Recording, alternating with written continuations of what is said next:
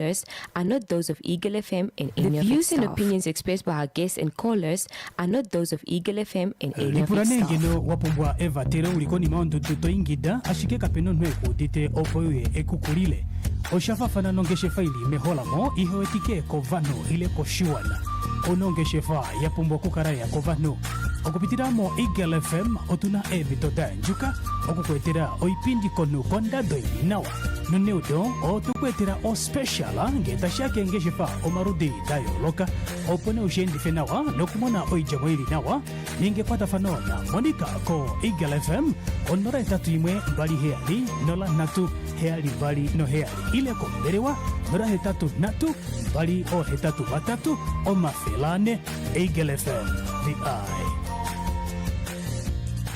Eagle. Yeah, good afternoon, ladies and gentlemen. Welcome to On the Radar News Bulletin with me, David Shombe. From the hour of 1 until 1400 hours, this is a platform that we look at economic affairs and also up to date on what is happening, especially when it comes to Namibia economic development. We are tracking progress. We are looking at issues that affect our bread and butter. We are greeting you from your number one favorite talk radio station, that is Eagle FM Namibia. We are greeting policymakers, economists, trade analysts, and developmental enthusiasts, and everybody that is interested in national development, regional development, continental and international affairs. We look at issues of foreign trade. We look at issues of governance, policy making, diplomacy, and indeed opportunities, especially looking at economic affairs and also, most importantly, human development. Looking at our today's news bulletin, we'll start with slow Namibia economic development, particularly in the first quarter of 2026. We'll be able to look at the recent statement by Bank of Namibia and also be able to listen to the senior communication officer, especially from the Bank of Namibia, looking at economic assessment of the first quarter of 2026, especially looking at slow real GDP growth. From there, we'll look at South Africa, especially looking at the Madlanga Commission. It is stated that Advocate Andrea Johnson, who is the head of investigation directorate against corruption, is appearing in the Madlanga Commission, especially to look at allegation based on the cases that are related to general affairs, especially when it comes to irregularities and also misuse of power regarding criminal investigation. We will look at that context.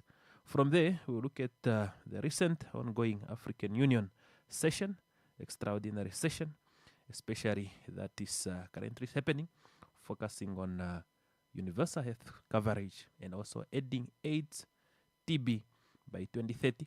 Also look at the African needs, particularly fighting pandemics and also diseases and viruses such as Ebola. We'll be able to listen to the head of Africa Center for Disease and Control, especially looking at the presentation, looking at the financial gap between financial gap that is Africa need to fill, especially upgrading the health system. From there, we look at international foreign exchange, where is the dollar standing. Then you can also be able to look at top performing commodities in the world, particularly looking at global stock market, and also what are some of the top trading commodities, especially looking at critical minerals and where we are standing as a country. From there, you can be able to engage us in the studio at 0832888401, 0832888401. Stay tuned. We are coming back shortly. No matter where you are, if you have a mobile device, you can tune into Namibia's #1 talk radio station by downloading the Eagle FM app on the Google Play Store or on the Apple App Store. Download the Eagle FM app to tune into live Eagle FM programming or to listen to podcasts of previous broadcasts. Eagle FM, Namibia's #1 talk radio station. The views and opinions expressed by our guests and callers are not those of Eagle FM and any of its staff. Ngeno wapumbwa Eva tere ulikoni maondo tuto ingida ashike kapeno nwe kudite opoye ekukulile oshafa fana nongeshe faili mehola mo iho etike kovano ile koshiwana onongeshefa yapumbwa kukaraya kovano okupitiramo Eagle FM otuna emitoda njuka okukwetera oipindi konu kondado nawa noneudo otukwetera o special ngetashake ngeshefa omarudi gayoloka opone ushendife nawa nokumona oijamo ili nawa ningepata fanona monika ko Eagle FM onora etatu imwe mbali heali nola natu heali mbali no heali ile komberewa nora hetatu natu mbali o hetatu batatu o mafelane Eagle FM the eye. Eagle FM lets you express your constitutional rights of freedom of expression without fear of favor. This is actually, to put it mildly, an economic scandal. Fraud. So Not fraud, it's a scandal. Scandal. Why do you give a tender to somebody who does not have capacity to build? Why should you do that? You know a person who does not have a capacity to build. Eagle FM lets you talk. That's why I'm always telling people in Parliament, let me not take up my Katatura manners. Right. Because I grew up in Katatura. And I will not hesitate to tell you off if it is needed to do. Be part of the debate by setting the agenda. My response in terms of Rwanda at 6% is that we had been there before. We've had 6% growth before. It's not something that Namibia has not achieved in the past, and it's not something Namibia will not be able to achieve in the future.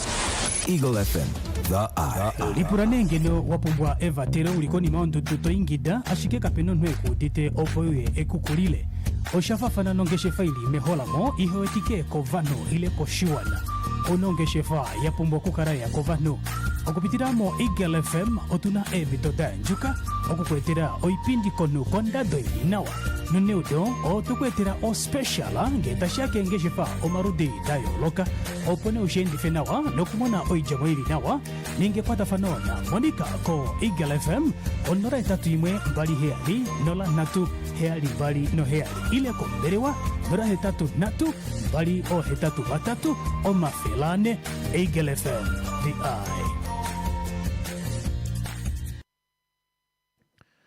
We are moving forward with On the Radar News Bulletin with me, David Shombe. And it stated that Namibia showed slow economic growth in the first quarter of 2026, which grew by 2% in real GDP. Let us look at the statement from Bank of Namibia, especially we'll be able to listen to Josephina Oscar, who is a senior communication officer and media specialist, particularly looking at this statement.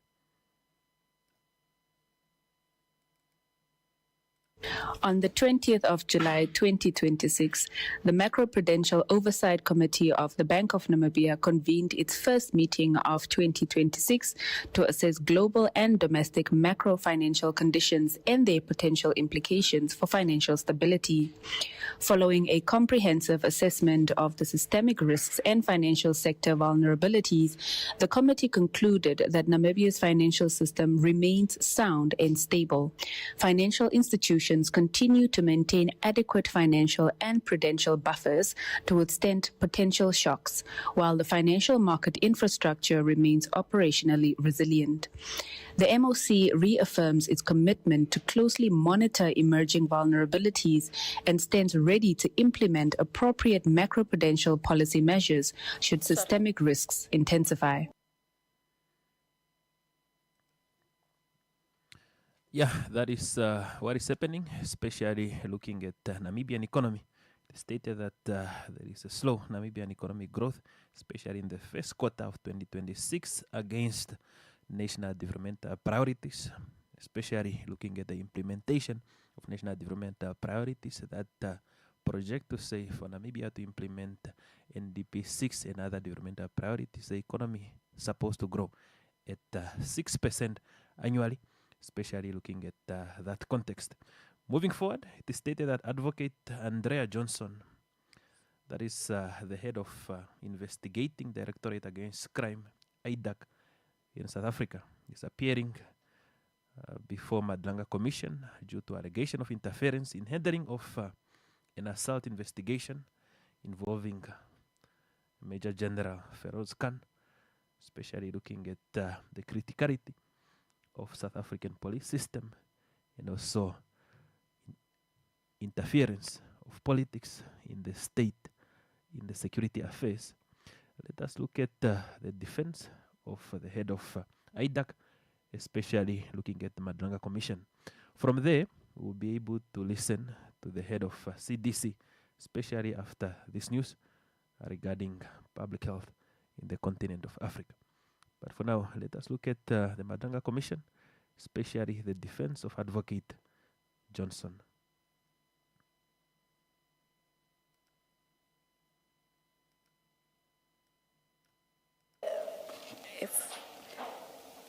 When we got the referral from Mr. Adams, and it was given to the prosecutors together with those dockets, they were able to identify that there are issues relating to vetting and appointments. The appointment of Brigadier Mokwele was one of them, but I think there is one other matter where the issue of an appointment is also part of the complaint, a part of the investigation that was dealt with. You're still not answering Advocate Johnson. Was there a referral to IDEC in respect of other positions other than Ms. Mokwele or Brigadier Mokwele? Not out of this, no. So to the extent that IDEC went and looked at other people who were quote-unquote strategically placed, it's IDEC that decided to do that. There was no referral saying there are people who are strategically placed within crime intelligence. Investigate how they were placed there. Commissioner Kumalo, to explain perhaps as follows, I don't know whether I'm using that, it's not a complaint about an appointment, as in a new appointment.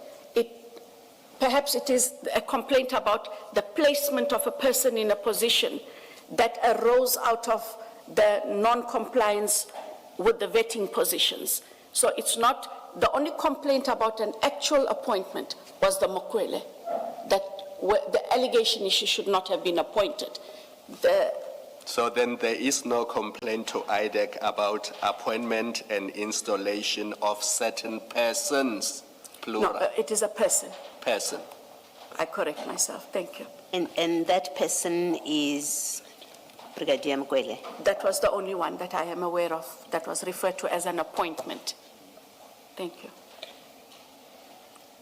Thank you. Please proceed.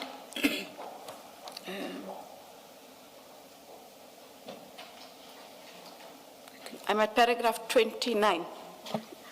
Yes. According to me, that's where you are too. Thank you.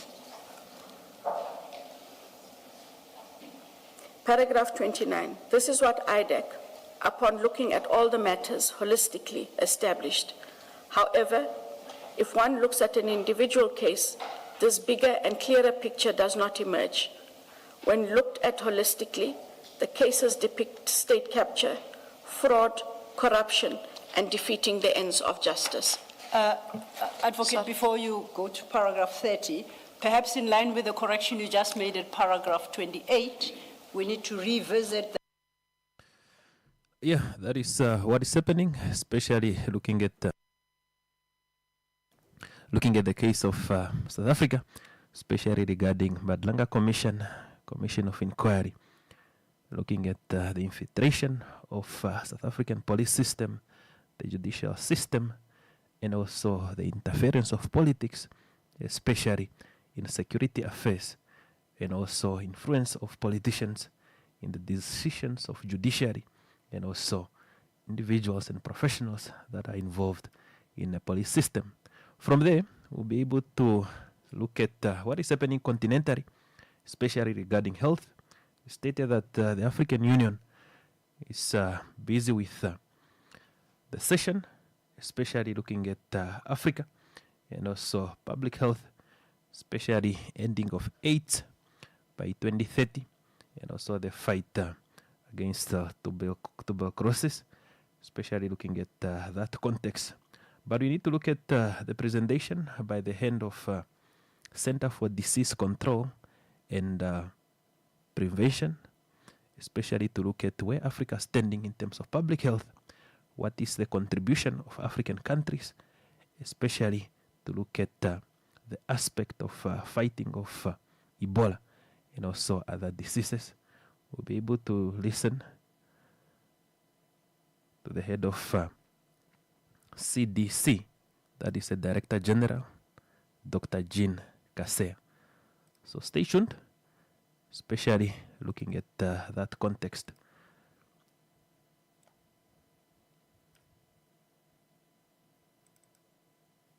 AUDA, NEPAD, AMA, and FCFTA, we are all contributing to deliver better health status for our people. Then, our vision in Africa is the Africa Health Security and Sovereignty.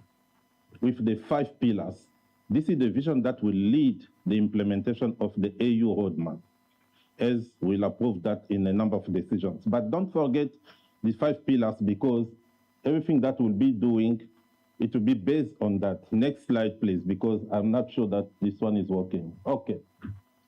When we talk about the first pillar in terms of governance, you'll see many people are talking about the change of the global health architecture. Let us start by ourselves. We are not just there to say to our partners what they have to do. What we decided to do and to demonstrate that African organs can do better job is summarized here. In Africa CDC, from 2023, when I started, to 2025, we managed to bring the utilization rate from 30% to 95%. An African organ can do the better job. And you can see also, we managed to increase our portfolio from almost 52 million to 463 million. And we are still increasing. Next slide. And you'll see we managed also to secure a number of due diligence, including to become the Pandemic Fund implementing entity. This is the first African Union organ to be accredited Pandemic Fund implementing entity in addition to AFDB. Everything that we did resulted on this outcome that you can see there. The most important one, you see how Africa moved from red to green in almost all indicators. And you'll see the last one, we are so proud of that. For the first time, we see a decrease in number of outbreaks. It means we are delivering, all of us, a good job. And we want to thank member states for the great job you are doing. Next slide, please. When we talk about the second pillar, and this is where you wanted me to make the presentation because we have so many outbreaks.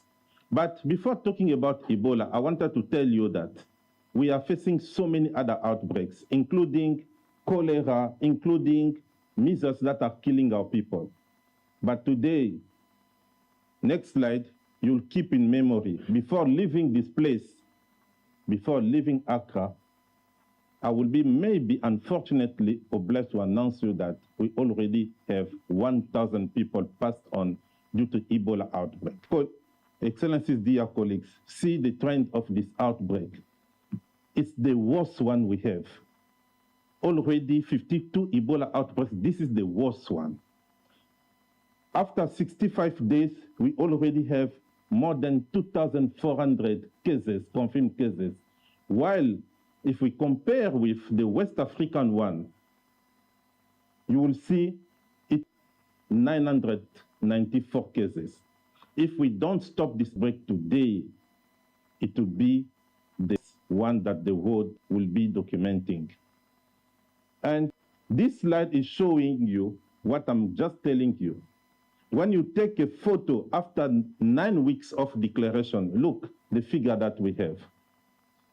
And that one, we cannot afford to have it. Next slide. We decided, as my sister commissioner said, this Ebola outbreak, we are leading that from Africa, for Africans, with the support of our partners. And you saw the op-ed that we released in the Financial Times. And we are working closely with WHO. We released the Continental Response Plan together. This is our roadmap toward stopping this outbreak in Africa. And I want also to say that the Minister of Ghana of Foreign Affairs requested me during a committee of head of state meeting, is Africa CDC is calling for travel ban or is calling to stop meetings? No. This is why we are here today.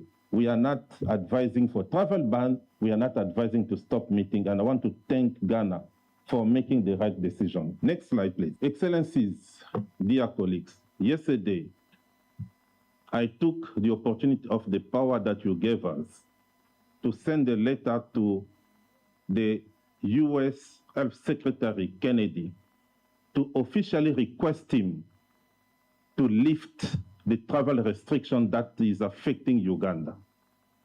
Because for the past 3 weeks, Uganda didn't record a new case.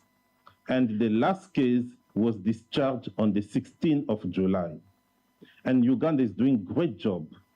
There is no reason for the US to continue with this travel restriction. And I will request you, Excellencies and dear colleagues, to support this letter that we sent yesterday, because it will be a sign that we are working together and we are supporting countries that are affected. And we are saying that being transparent cannot lead for countries to be punished. It's time today to lift the status. And then we'll continue to support DRC on the challenge they are facing. Next slide, please. When we are talking about this outbreak, these are a number of challenges, but I want to draw your attention on 2 challenges. The first one is the insecurity one. I had my colleagues in Nyankunde. One of them was wounded because rebels, they attacked. I had to bring them back to Beni. We cannot continue to respond to an outbreak when we are facing insecurity at that level. We cannot accept to have people going to support the response and making their life at risk. This insecurity, in addition to the humanitarian context, having more than 1,150,000 people living in IDP camp, is making this outbreak uncommon. This is why we cannot even afford any kind of modeling, because we didn't have that in the past. And this situation is leading for one key performance indicator that we are monitoring, what we call the contact tracing. Let me help all of us. I know you are not all public health experts. This is why I made it on more digestive way for you. How can we say that this outbreak can be under control? How can I say, as DG, advised by the ECG, to say that this outbreak is not under control? It's this indicator that I'm showing you, the contact tracing. For one case, confirmed case, we need 40 people in the contact list. Currently, with 2,443 cases, we need more than 97,000 people in the contact list. What do we have currently? Only 10,000 people. And out of the 10,000 people, we are just following 8,500 people. What it means clearly, it means we are following less than 8.7% of people we need to follow. What is the consequence? More than 70% of new cases are coming from the community. It means the community transmission is high. More than 60% of deaths are coming from community, and we don't even have information about more than 30% of confirmed cases. We don't know where they are. This is why this outbreak is very serious. This is why we are here to talk about health security. You have to keep that in mind. If we don't control this outbreak, everything we are doing today will not make sense. Next slide. What do we need to stop this outbreak? $1.4 billion. When President Ndayishimiye organized the meeting on the 16th of June, attended by 29 African heads of state and government, plus other partners, we are talking about 518 million. Today we are talking about 1.4 billion.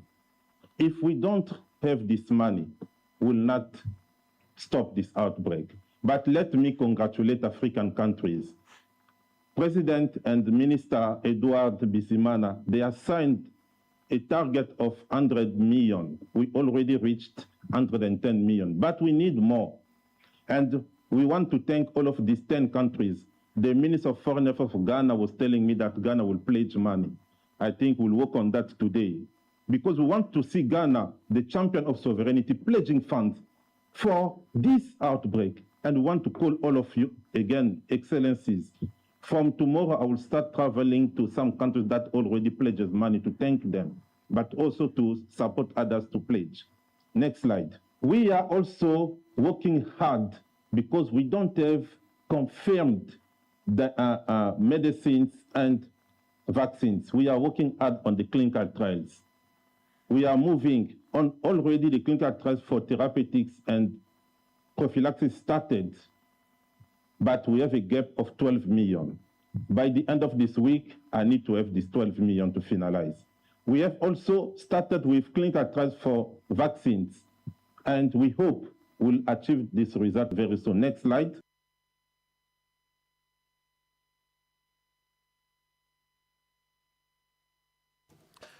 Yeah, you are listening to the head of CDC. It's an institution, it's a continental institution that is responsible for fighting diseases and also coordinating efforts, especially when it comes to public health and also strengthening health system, detecting disease threats, and also coordinating emergency response.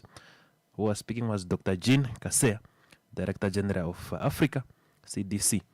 He indicated that the case of Ebola is getting out of hand. He also indicated that there is need for African countries to continue supporting each other, especially when it comes to interaction of the world, looking at the restrictions of travels, especially to countries such as Uganda. At the center of that is the money that is needed by Africa to fight Ebola. The director of CDC indicated that there is a need for $1.4 billion US, especially when it comes to the fight against Ebola. The other aspect indicated is that there is also a need or a gap of 12 million, especially when it comes to contribution of, contribution of trials, especially medical trials on how to find a vaccine and also medication when it comes to fighting of Ebola. So let's go to a short commercial break. From there, we look at foreign exchange rates. Then we also be able to look at the other part of Africa, especially looking at Cameroon, where the president of Cameroon has been out of the country for quite a very long time, and there are indications, suggestions, and also constitutional opinions on declaring the presidency seat vacant. But that is coming into our news, especially after a short commercial break. Stay tuned. We are here until 1400 hours. No matter where you are, if you have a mobile device, you can tune into Namibia's #1 talk radio station by downloading the Eagle FM app on the Google Play Store or on the Apple App Store. Download the Eagle FM app to tune into live Eagle FM programming or to listen to podcasts of previous broadcasts. Eagle FM, Namibia's #1 talk radio station. The views and opinions expressed by our guests and callers are not those of Eagle FM and any of its staff. Lipuranengelo wapumbwa eva tere ulikoni maondo tutoingida ashike kapeno nweku dite opoye ekukulile. Oshafafana nongeshe faili meholamo iho etike kovano ile koshuana. Onongeshe fa yapumbwa kukaraya kovano. Okupitiramo Eagle FM otuna ebitoda njuka okukwetera oipindi konu kondado inawa. Nuneudo o tukwetera o speciala ngeta shake ngeshefa o marudi dayo loka opone ushendi fenawa nokumona oijamwiri nawa ninge kwata fanona monika ko Eagle FM onora etatu imwe mbali heali nola natu heali mbali no heali ile ko berewa nora hetatu natu mbali o hetatu batatu o mafelane Eagle FM the eye. Eagle FM lets you express your constitutional rights of freedom of expression without fear of favor. This is actually, to put it mildly, an economic scandal. Fraud. So not fraud, it's a scandal. Scandal.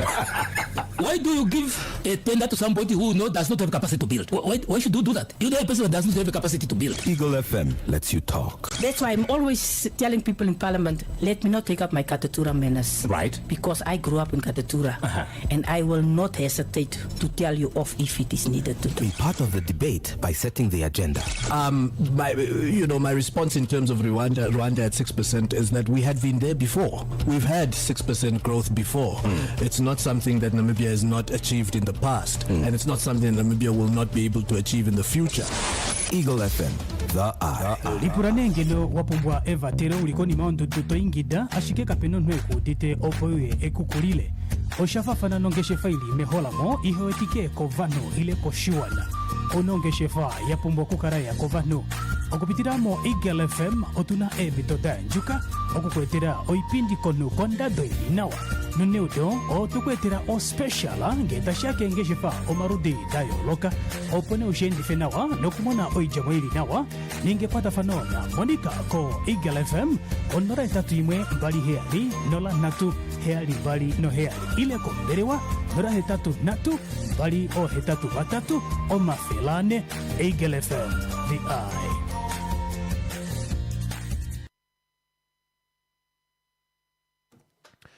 We are moving forward with On the Radar News Bulletin with me, David Shombe. Before we go to what is happening in Cameroon, especially with the 93-year-old president who has been out of the country for a long time, since June. There are debates going on. Let us look at international foreign exchange, especially how the Namibian dollar is trading today with other currency. To say the euro, Namibian dollar is trading at 19.32, pounding sterling is at 22.71 US dollar. It's currently trading at 16.91. And also foreign currency unit per Namibian dollar, Kwanza, standing at the banking selling rate is at 13.2. Australian dollar is at 0.08. Botswana Pula 0.83. And also to look at the top 10 commodities, global most traded commodities in the top 10, especially looking at the current update from International Right Finance. So looking at the top 10, the first traded commodity that is at number 1 is oil, that is Brent crude oil, that is at an international market, is standing at 89.53 US dollars per barrel, then followed by steel, that is trading at 3,084 per ton. Then you also have the WTI crude oil, that is trading at 83.07 per barrel. Then you have soybeans, 12.22 per bushel. You have at number 5 iron ore at 130 US dollars per ton. Then you have corn at 5.87 per bushel. And also you have gold. Currently gold is standing at 4,067 US dollars per ounce. Then you have copper, followed by aluminium. Then looking at minerals, top trading minerals, top 10 minerals that are driving global economies. You have lithium at number 1, cobalt at number 2, copper, iron ore, nickel, rare earth elements, graphite, platinum, and gold at number 9. And at number 10, you have silver. That is what's happening, especially looking at commodities in demand, and also top trading minerals, particularly looking at the world of technology, especially looking at the aspect of EV, batteries, and also renewable energy. So it's stated that the lithium, cobalt, and copper are leading, especially looking at most needed commodities. So let us look at a short commercial break, then we'll come back with Paul Biya and Cameroonian constitutional debate. No matter where you are, if you have a mobile device, you can tune into Namibia's #1 talk radio station by downloading the Eagle FM app on the Google Play Store or on the Apple App Store. Download the Eagle FM app to tune into live Eagle FM programming or to listen to podcasts of previous broadcasts. Eagle FM, Namibia's #1 talk radio station. The views and opinions expressed by our guests and callers are not those of Eagle FM and any of its staff. Lipuranengelo wapumbwa Eva tero ulikoni maondudu toingida ashike kapeno nwe kudite opoye ekukulile. Oshafafana nongeshe faili meholamo iho etike kovano ile koshiwana. Onongeshe fa yapumbwa kukaraya kovano. Okupitiramo Eagle FM otuna ebitoda njuka okukwetera oipindi konu kondado nawa. Nuneudo otukwetera o special ngeta shake ngeshefa omarudi dayo loka opone ushendi fenawa nokumona oijamwili nawa ningepata fanona monika ko Eagle FM onora etatu imwe mbali heali nola natu heali bali no heali ile ko berewa nora hetatu natu bali o hetatu batatu o mafelane Eagle FM the eye. Eagle FM lets you express your constitutional rights of freedom of expression without fear of favor. This is actually, to put it mildly, an economic scandal. Fraud. So not fraud, it's a scandal.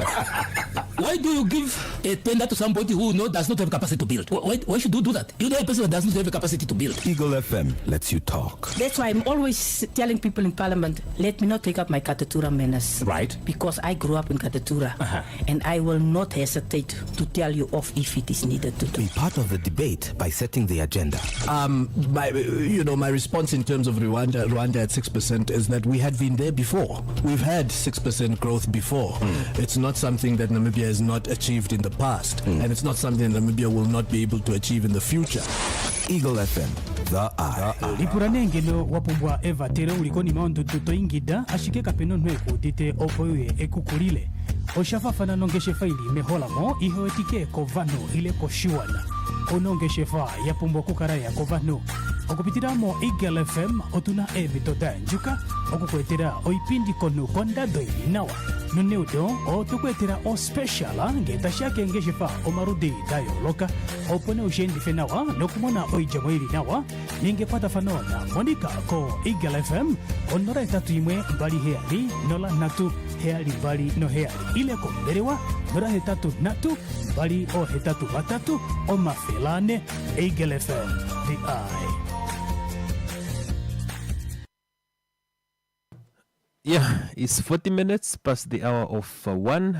We are moving forward with On the Radar News Bulletin, looking at Africa and governance.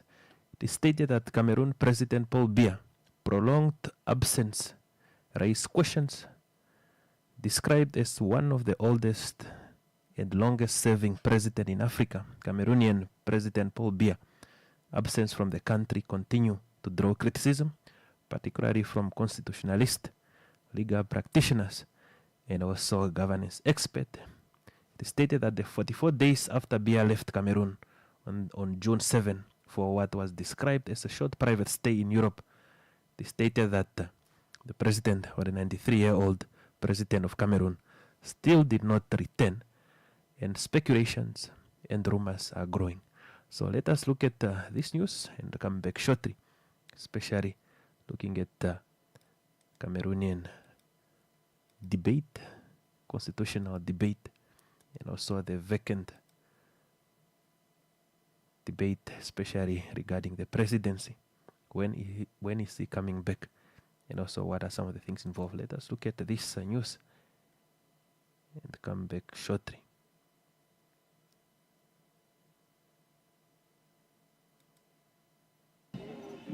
Described as one of the longest-serving presidents in Africa, Cameroonian President Paul Biya's absence from the country continues to draw criticism.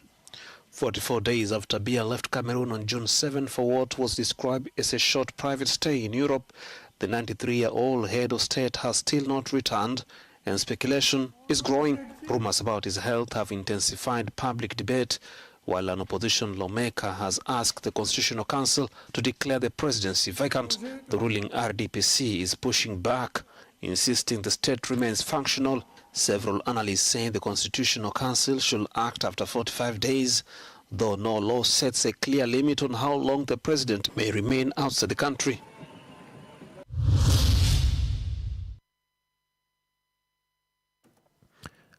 Yeah, that is what is happening, especially looking at the affairs of the continent. Before I get into communication with my colleague Anna Kreta Aikera from Rundu, let us look at UK. It is stated that Eddie Benham become the 7th Prime Minister of United Kingdom in 10 years, especially looking at his official confirmation by King Charles yesterday. And the cabinet of UK is constituted and is meeting for the first time today. Let us look at public finance. Let us look at this aspect and also come back shortly, especially after the confirmation of the new Prime Minister of Britain. Spending giveaways or tax cuts without a plan to pay for them will never be the answer to Britain's problems. I have already said... Do you need toiletries and household cleaners? You won't get it cheaper than at U-Save up to the 7th of June. Get 2 50mm jars of Vaseline for only 25 Namibian dollars. Smell fresh with Playboy Roll-On Deodorant for just 18.99 Namibian dollars. Get 2 kilograms of Surf hand washing powder for just 49.99 Namibian dollars. Get 750 milliliter Sunlight dishwashing liquid for 28.99 Namibian dollars. And get 2 boxes of Cares Maxi sanitary pads for only 12.99 Namibian dollars. U-Save, where else?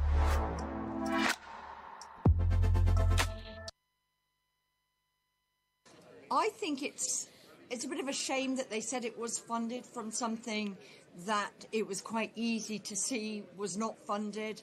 The OBR had said that. We'd actually written that in a blog yesterday, that there wasn't money really to be saved by cancelling ID cards because they hadn't identified funding for it. So maybe it's slightly careless inside government. It's more dangerous, and Britain must act.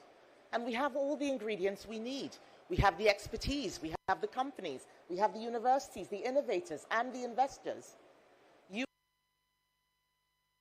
Lipuranengeno wapumbwa eva tere ulikoni maundu tutoingida ashike kapeno nweku dite opoye ekukulile. Oshafafana nongeshe faili meholamo ihoetike kovano ile koshiwana. Onongeshe fa yapumbwa kukaraya kovano. Okupitiramo Eagle FM otuna ebitoda njuka. Okukwetera oipindi konu konda doili nawa.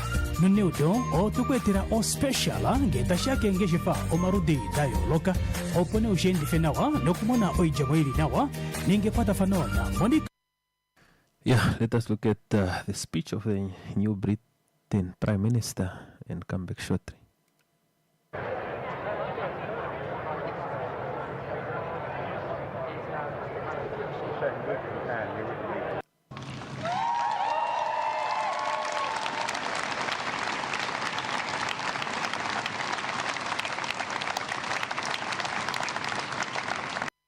We have not been good enough, and we need to be better. We will be.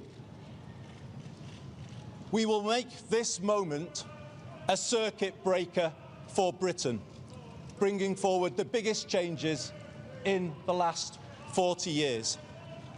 A new political model and a new economic model. In the 1980s, Britain took some wrong turns. Political power was centralised, economic power privatised, large parts of the country deindustrialised, and they still haven't recovered. Many feel as though they're still in decline, and they don't have the ability to turn things around. And that's why we will change politics, to make it more collaborative, more about problem solving than point scoring. And we will take power out of here and carry it into every postcode in the land so that they can do more. And in doing more, build a new economy where we put life's essentials back under stronger public control to make them affordable to you again. Reindustrialising Britain, using public procurement to back British industry. Later this year, I will bring forward a new plan for Britain, a 10-year plan.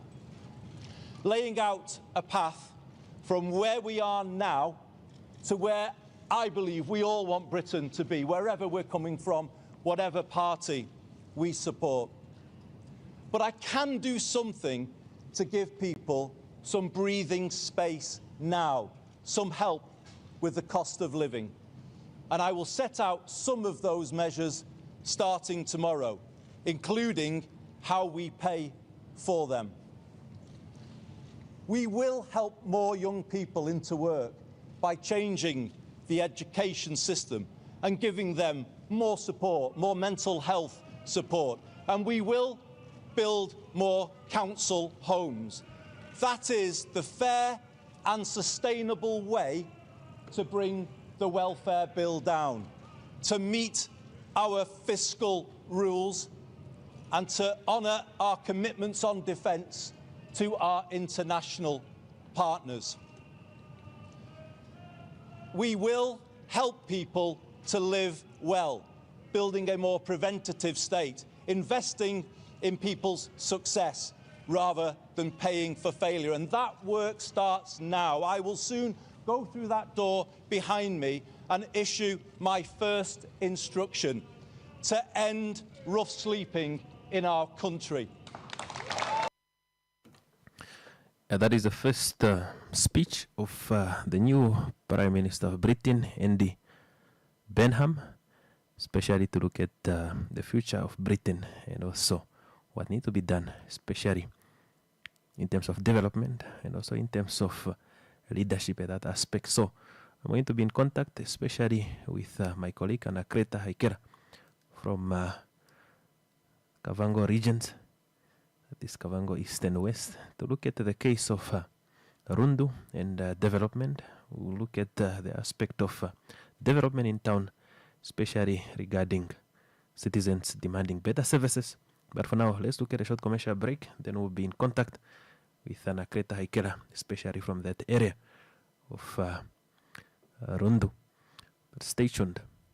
lipuranengeno wapumbwa eva tere ulikoni maundu tutoingida ashike kapeno nweku dite opoye ekukulile oshafafana nongeshe faili meholamo ihoetike kovano ile koshiwana onongeshe fa yapumbwa kukaraya kovano okupitiramo Eagle FM otuna ebitoda njuka okukwetera oipindi konu kondado inawa nuneudo otukwetera o special ngeta shake ngeshe fa omarudi dayo loka opone ushendi fenawa nokumona oijamo ili nawa ninge pata fanona monika ko Eagle FM onora tatu imwe bali heali nola natu heali bali no heali ile ko berewa nora hetatu natu bali o hetatu batatu o mafelane Eagle FM the eye. Eagle FM lets you express your constitutional rights of freedom of expression without fear of favor. This is actually, to put it mildly, an economic scandal. Fraud. So not fraud, it's a scandal. Why do you give a tender to somebody who does not have capacity to build? Why should you do that? You know a person that does not have the capacity to build. Eagle FM lets you talk. That's why I'm always telling people in Parliament, let me not take up my Katatura menace. Right. Because I grew up in Katatura. And I will not hesitate to tell you off if it is needed to do. Be part of the debate by setting the agenda.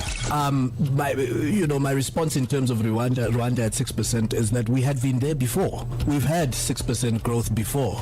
It's not something that Namibia has not achieved in the past, and it's not something that Namibia will not be able to achieve in the future.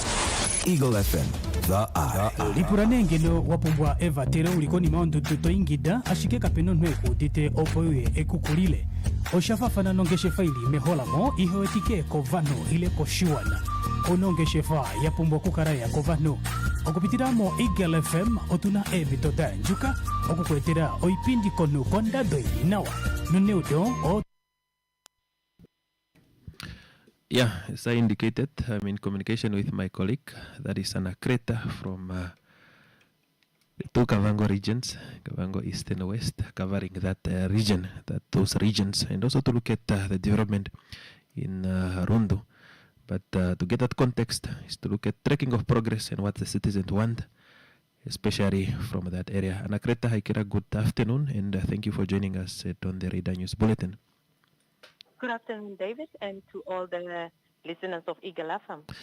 Yes, Anakreta, just to look at the context of development and also to look at the articles, especially regarding demands from citizens. What is what is happening? What is the relationship between those who are in charge of development of the town and citizen, and what is the main issue? The main issue here is residents have been staying in an unclean environment where they demand that the Rundu Town Council should come up with infrastructures to stop the services, to stop with the poor services that is now taking place, where there is long-standing sewage crisis that has left stagnant wastewater flowing through parts of the settlement. And this issue has forced many residents to move from their areas, and also at the same time, some are now suffering from bone air diseases, so to say, and also the fact that the smell is too much. Now, mosquitoes has also started breeding with their eggs, and these people are threatened with their health and safety now that they are still staying there. Now, what is the authority saying, and also what are the citizens planning to do, especially looking at the service, looking at the inability of the town to respond to the needs of the people? Now, I spoke to many residents that claim that they are really stressed that the rapid population growth has increased pressure on existing infrastructure, making it necessary for local authority to invest more in public services and urban development. So as I was speaking to one of the residents, who is Daniel Chinyundu, he further stressed that clean surrounding, functioning sewerage system and accessible roads are essential for public health, economic activities, and the overall well-being of community. So as we went through, I also engaged the headman of Satotwa, who came on stand and say that so far this standing sewage water has so far killed 2 miners, and because the place where it's situated is nearby a school. So when kids come out from the school, they are now forced to play around thinking that the water is clean. But at the end of the day, this is dirty water. And he further said he gave the Rundu Town Council until end of this month, which is now July, to address the sewage crisis, warning that residents will be forced to relocate if no action is taken, which means they are going to grab land somewhere here in Rundu so that they can relocate, because they are tired of the smell and the unhygiene condition that they are living in. And furthermore, I also went to speak to the Rundu Town Council. With I engaged the mayor, and the mayor said he's not able to answer to any of the questions, but then he told me that I should send him questions that he's going to answer through the email. But then, lucky enough, I went on to speak to the Rundu urban councillor, which is Stephanus Sinonge, who stated that he will reach out to the residents and engage them in a meeting. He further disclosed that he will schedule a meeting with the mayor and see the way forward of the situation. And he even said most residents in Rundu, their complaint is almost similar, and he has listened to everyone calling, and that all challenges will be addressed soon. He also further urged residents to be on the lookout of thieves who are stealing electricity cables in the informal settlement materials made to finish with the boreholes, because services is really needed here in Rundu. So there are always thieves that are stealing some of the materials that needs to at least build or come up with services. Maybe just 1 minute due to time. Let us look at institutions that are surrounding the areas, particularly with sanitation that is not serviced. You spoke about 2 miners died. You spoke about the area that is near the school. What other facilities are there within the surroundings? And from your point of view, what are some of the immediate needs, especially where authority have to get involved? What I've noticed is that when I even went on the ground, I've seen that there were businesses there, but now the people that were having business there decided to move away from the area because it's very, very unhygienic because of the smell. And, customers will not want to come to a smelly place. And also the fact that there are 5 houses that are really, really affected by this sewerage water. One of them moved away because the water was now damaging some of her, some of her flowers that were planted outside, and also at the same time was scared that maybe when the kids will start playing outside, they might come in contact with this dirty water, and it's really going to affect them, or they might have. Yes, and Greta, just hold on for a short commercial break, then we can conclude.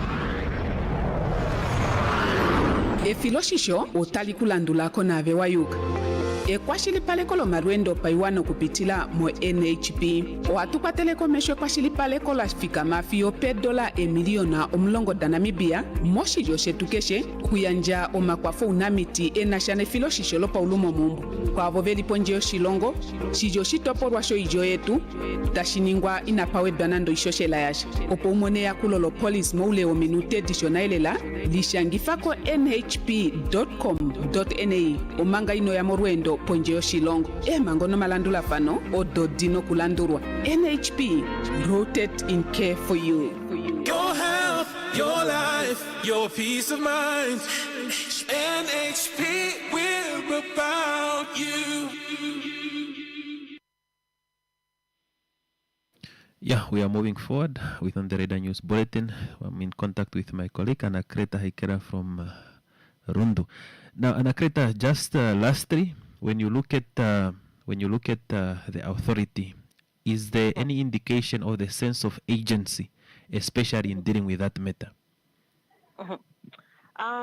During the SORA on the 10th of July, the Kavango is governor, who is Miera Hambuka, said there are expansions and improvement of water infrastructure to meet the growing demands in Rundu. And he also said the governor is looking forward on addressing housing and urban development pressure caused by population growth. And he also mentioned one important thing where he said they are also going to improve services delivery in rapid growing settlement and community. This one also involves the people in Satotwa as well. And he also mentioned one more important part, that expansion and improvement of water infrastructure to meet the growing demand, upgrading roads, sanitation systems, which is now the sewerage and other public infrastructure are going to be looked at, especially this year for the 2026 and 2027 budget, the regional budget. Yes, Anakreta Haikera, thank you very much for joining us, and thank you for your input. All right, thank you. Yeah, that is my colleague Anakreta Haikera from Rundu, covering the 2 Kavango regions. And yeah, that will bring us to the end of our conversation. From me, David Shombe, bye-bye for now. See you around. And I'll leave you in the good hands of Peneambeko Jonas from Wandangwa. See you. No matter where you are, if you have a mobile device, you can tune into Namibia's #1 talk radio station by downloading the Eagle FM app on the Google Play Store or on the Apple App Store. Download the Eagle FM app to tune into live Eagle FM programming or to listen to podcasts of previous broadcasts. Eagle FM, Namibia's #1 talk radio station.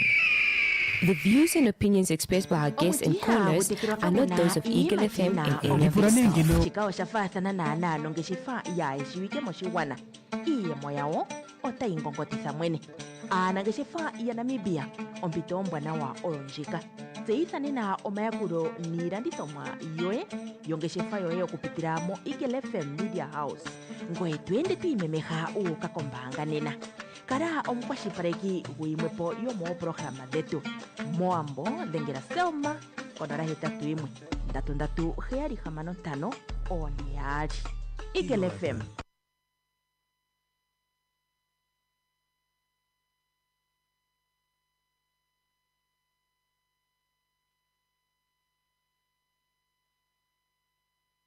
Omutiha